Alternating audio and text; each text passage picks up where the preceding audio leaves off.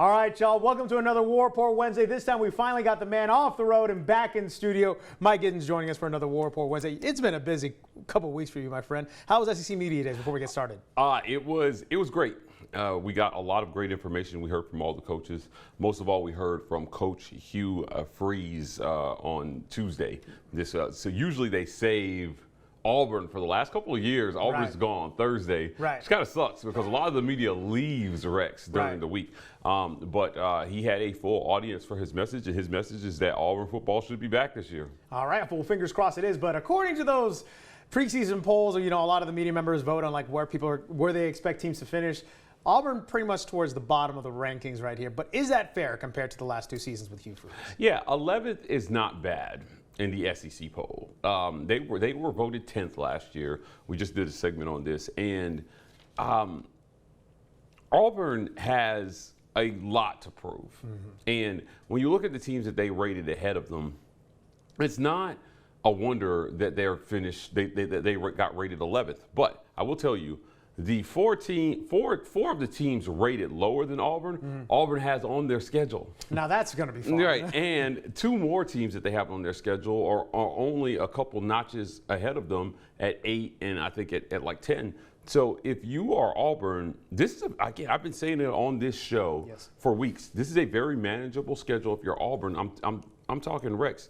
Missouri rated lower than Auburn, Kentucky rated lower than Auburn, Vanderbilt rated lower than Auburn. You've got these guys on your schedule. Arkansas rated lower than Auburn. These are and all those teams I just mentioned in the second half of your season and in consecutive games. So Hugh Freeze has got to get it done this year. I think he recognizes that he has to get it done this year. A lot of the excuses that AD John Cohen has made for him, saying, "Oh, well, we had to refill talent and we had to do this and that." I think those are gone this year. You have the quarterback you want. You've got the talent base you wanted. Auburn said they spent more money on talent retention than they did on acquisition, and that's why you see the 2026 recruiting class behind. They just landed a top 100 recruit in Jaquez Wilkes, a 4-star edge. Wow. So that will boost their recruiting just a tiny bit, but there's still a lot of work to do on the Plains. With that money that went to retention, one of the guys they were able to retain, former Phoenix City Red Devil Cam Coleman, in the #1 receiver on first team All SEC, well deserved for you. What are the challenges he's going to face? Because we saw he was a superstar in his first year on the Plains. What are some of the challenges and what are some of the expectations you have for Cam Coleman? Well, first and foremost, yes, I did vote Cam Coleman first team preseason All SEC. Interestingly, no Auburn running back even made the ballot to vote for this SEC Media Days. But look, the expectations are sky high. We talked about this on our show on Sunday that Cam Coleman is one of those guys that if he had hit the portal, he was going to garner top dollar no matter. He did enough in his freshman year. His talent is obvious. I think he's an obvious first-round draft pick kind of talent. And Auburn has them on their team at wide receiver position where they have not had a ton of success relative to other schools with the talent potential that Auburn has. So he's going to have to be a focal point of this offense this year, I think, if Auburn is going to find success, Rex. And they're going to have to figure out a way to get the ball to him earlier in the season. He came on late last season, and this season you open August 29th versus Baylor on the road. I think to beat Baylor, Cam Coleman's going to have to be a star. Jackson Arnold, just find 8. Just throw the ball up to Cam some way, somehow. He'll figure it all out. And it's great having a guy who can correct so many of those mistakes and just, you know what? Forget it. Cam Coleman's open somewhere. Let him go get it. Just go get it, dude. Another wide receiver that Cam is sharing those first team all honors with is Ryan Williams. Okay, he's not 17 anymore. Let's just get that out the way. But you look at the talent there. The Iron Bowl should be a really amazing matchup. Even though they won't guard each other or anything like that, but to see that kind of wide receiver talent when Auburn plays Alabama this year, that's got to be incredible to see, right? It is. Both guys, true sophomores, got voted preseason first team All SEC. Crazy. So to have those guys, I think, what an ode to their talent and their talent potential. But yes, I think this Iron Bowl is shaping up to be one for the ages, actually. If you're Auburn and you handle business, as I mentioned, that 5-game stretch after you play Georgia, you get Missouri, you get Arkansas, you get Kentucky, Vanderbilt, and Mercer before the Iron Bowl. You win those 5 games, you have a chance to go into the Iron Bowl an 8 or 9 win team.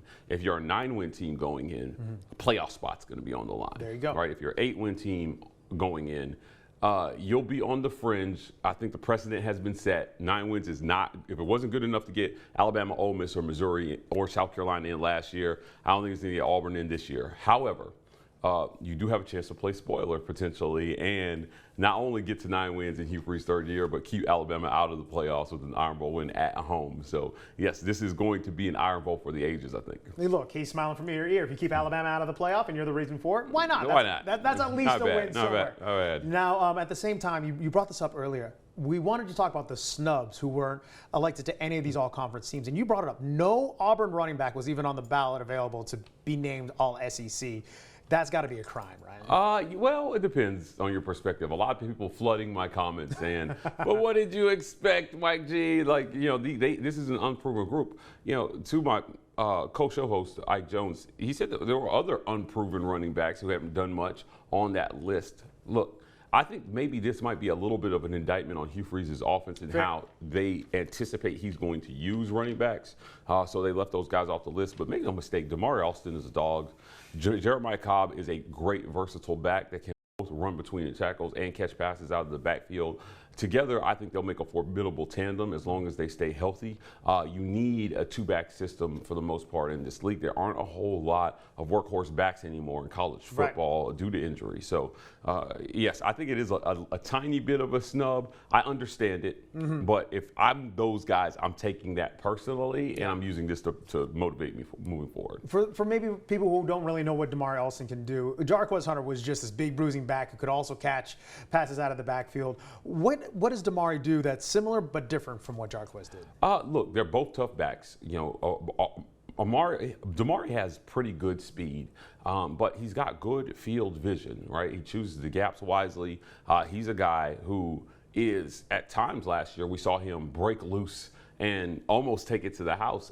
He's on the verge of something great. He's a good home run threat, in my opinion, and I think that he proves that this year. All right, we'll see what all happens. Again, just because you were snubbed on the preseason rankings, the good thing is, once you actually play the games, those preseason rankings don't matter anymore. Now, one interesting thing I saw from SEC Media Days, the gravity that Arch Manning had whenever he walked into the room, it was, again, he hadn't played a whole lot of games, but it looked like there was a magnifying glass because, again, the last name, and he's very talented. If there is a chance for Auburn and Texas to lock horns like that, what would that matchup look like? What do you think? Advantage Texas. Yeah, fair. Steve Sarkisian is still, to me, the best play caller in college football. And when you pair him with a quarterback like Arch Manning, it's a dangerous. It's dangerous for a lot of defenses. Right now, Texas is light years ahead of where Auburn is, in my opinion. They particularly along the offensive and defensive line. So Sarkisian came in, and as a coach with former SEC pedigree, he said, look, I'm gonna beef up this O-line, right? We saw this with Dan Lanning when he went out to Oregon, with Mario Cristobal when he went out to Oregon. These guys know that to compete at a high level, they learned at the church of Nick Saban. Fair. You cannot win without a solid offensive line, and so they went and they molded those offensive lines in the mold of a true championship SEC line, which they coached. So it'll be interesting to see, how Texas comes along in the SEC. They were picked by the media to win the conference. Fair. They weren't my champion. No, that's fair. I picked Georgia to win it all. Interesting. But I had Texas 2 on my ballot. Most people had either Texas or Georgia 1 or 2, recognizing that those 2 schools right now are the premier institutions in the SEC. But right now, I think it's Texas and Georgia and everybody else for sure. Might have to twist your arm in a little bit here, but with Georgia, you picking them to win the conference. Gunnar Stockton thrown into basically the inferno when he had to play in those playoff games. But what do you like about what Gunnar's bringing back to the table for Georgia? Yeah, Georgia's just done so well picking quarterback the last few years since they started their championship run. Going back to Stetson Bennett, Kirby Smart has made great decisions at that position. I thought Carson Beck did a decent job. I thought his injury really held them back in the playoffs. But he's moved on, and now you're on to Gunnar Stockton, and it's really, really hard to identify a game-breaking quarterback every single year. Fair. Man, I'm telling you, Rex, if you are the run Alabama went on that started at Jalen Hurts and ended with Bryce. Yeah. what a run at quarterback, man. You know, you had Tua, you had Mac Jones, right? You had Bryce come in there. I mean, they had 4 straight NFL quarterbacks. All those guys were starting quarterbacks in the NFL at some point. And so, you know, if you're Auburn, you want to try to find that. Right. Certainly. They think they have that in Jackson Arnold. But Texas and Georgia have been doing that for a long time. So Arch Manning could have hit the portal. He would have got top dollar from anybody. 100%. You know, he decided to stay home. Quinn Ewers has moved on. It's now his show. I think he is, in my opinion, he is the second best. Second best? Yes, quarterback in the SEC this year. Interesting. Who do you got at the top? Look, it's tough because Jackson Dart was clearly the guy last year. I think Lenore Sellers is going to be really, really good. But my number 1 quarterback in the SEC this year is Garrett Nussmeier at LSU. See, and LSU looks like an absolute juggernaut. They're primed to just make a dangerous run. We've talked about other schools now, but again, I just want to get your final thoughts here. As the season is almost here, this is you mentioned it. This has to be it for his back's against the wall. There's no running anymore. Hugh Freeze has to get it done this year, right? He does. And what that looks like is 8 wins or more. At 7 wins, I think you have a lot of tough questions to answer about what went wrong with this season. So show me 5 losses. Show me 7 and 5 and tell me which one of those 5 losses is a game that you weren't supposed to lose. Right. And quite honestly, embarrassing losses, right? At 8 and 4, this is how razor thin the line is. You definitely beat somebody nobody expected you to beat. Right. So you got Georgia at home, you got Alabama at home. A win against any one of those would be deemed a step forward for Auburn University. But you don't have to beat those 2 this year to have a successful season. It would be disappointing, but if you can get to 8 wins and Georgia and Alabama are amongst the 4, I don't think that's going to have Hugh Freeze on the hot seat. It's not going to be tenable for another 2 or 3 years, but certainly in this year, when you got to get to 8 wins, I think it'll get the job done this year. We brought these 2 guys up, and just for a more fun question, you have Ryan Williams on one side, you have Cam Coleman on the other side. You got to win with a game-winning touchdown. Who are you throwing? I'll throw it at the Cam Coleman, man. Come on. Too easy. The taller guy. I mean, if you have a 50-50 ball in the air, Cam Coleman is the guy that you want to go with. It's 100% none. Yeah. That's Cam's ball. Good luck to everybody else. Mike, another great to have you back here in the studio. I know you've been traveling all over the place. Where can people find all the great work you're doing at the War Report here? Follow us on YouTube at the War Report. We are the War Report on every social media platform. TW Report on TikTok. Also follow my work at Locked On UCF.